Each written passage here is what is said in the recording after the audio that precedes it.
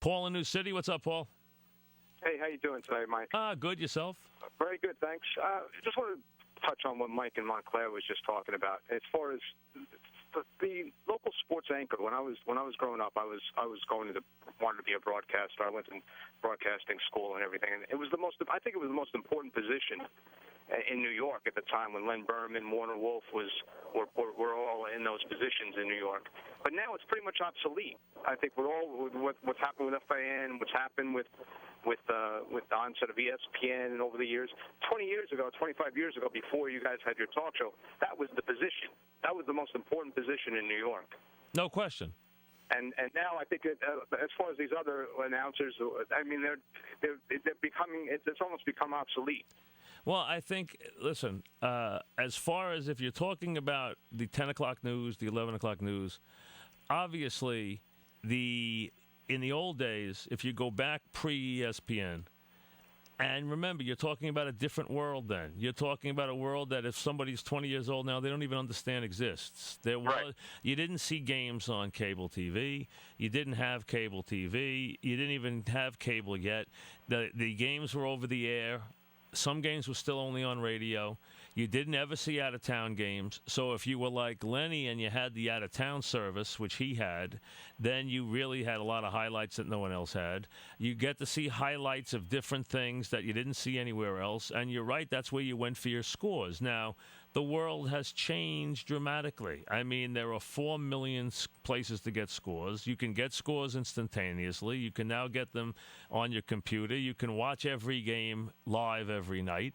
And you can watch highlights until the cows come home. You can watch 4 million different sports shows. You also can watch the whole ESPN network and all their things that they have. So you're right. It has become, and then there's sports talk radio, and the fact that we have scores 3 times an hour every night and every day and all that stuff. And you're right, the world has changed completely. Yes, it's not only changed then, it's changed dramatically again. I mean, now we're into a completely different world. And let's be realistic, in 10 years, we're not going to know the world we're in now. I mean, if I was going to try and envision where we are in 10 years in terms of newspapers, there'll be probably very few. You will go to the website for your newspapers. TV will be video on demand. Radio could be pretty much whatever you want, whenever you want, wherever you want, based on something you're holding in a handheld device of some kind. Or obviously, radio will always exist in your car. That's the one thing radio has for it. And that's one of the reasons why I think radio will always have an enormous role, is because of the fact you do use your car a lot, and radio has an incredible deal in that it's in your automobile. And that's not going to change. TV's never going to be in your automobile. Obviously, it's too dangerous. They're never going to allow that. I mean, now there's video. If you have a modernized car now, you have a car that is allowed to show movies in your car right now in the video, as long as your car isn't moving. I mean, I could put my car in park right now and put a movie in my car. I can do that right now. I could put a television in my car right now, but it shuts off if the car is moving. Obviously, they don't want you leaving the car moving. They're never going to allow that. I mean, they can't allow that. How many people do you see now? We have now the idea that you couldn't talk. Soon they're clearly going to make a law that you are not going to be allowed to hold anything in your hand and drive. Because do you know how many people now I've seen almost drive their car off the road because they're texting people? Now, wait a second. How can you text somebody and drive a car? I've seen people in front of me actually drive out of the lane because they are texting. I'm like, are they intoxicated? You get up to the car, and they are texting. This is actually worse than talking on the phone. Talking on the phone, yeah, you dialed it for a second, but at least it was up to your ear. Now you're texting, you're looking down. This cannot continue. They're going to have to put laws in for this. I mean, you see people now swerving all over the road now, texting people. That can't continue. So, I mean, the technology can only reach so much as far as the car goes. So that's why I think radio will always have a very definitive role.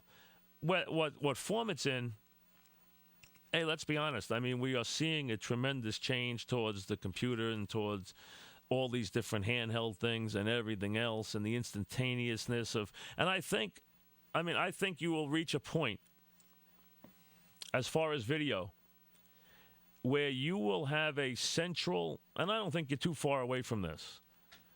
Whoever will come into your house and supply your house with your information cable. It could be cable TV. It could be telephone company. Those are your two principal ones. Could also be some kind of satellite distributor.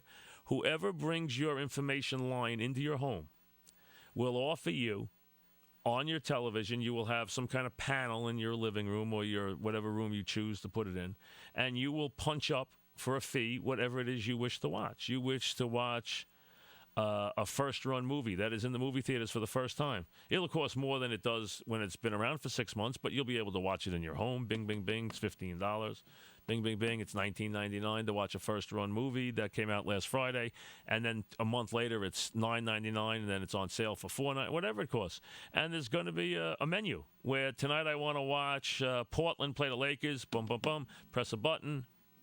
Now, whether you buy by the year, whether you buy by the month, whether you buy by the game, whatever it may be, you will have everything. Plus, you will have every bit of video and every program that has ever been logged in the last 20, 30 years will be at your disposal digitally. You will have a vast video library that is digitalized, and you will have everything at your disposal, past, present, future, right there. And, I mean, that's basically how we're going to live. There's no question about it. I mean, there won't be newspapers as we know them. Now, that doesn't mean they're going out of business. They're going to just be on the web. I'm not saying they won't still. You got to do. Someone's still got to write the stories. There still has to be content. Someone has got to be content providers. No matter where we go in the technology, there still has to be content providers. Someone's got to do the show. Someone's got to write the column. Someone has to do the program. I mean, that has to still happen. How it is transported is going to continue to change as it's changing dramatically now. I mean, look at what's going on now in the last couple of years with Twitter and video on demand and podcasts and everything else. I mean, it continues to change at a whirlwind pace. But you still have to produce content. Like, who could produce this update we're going to hear here?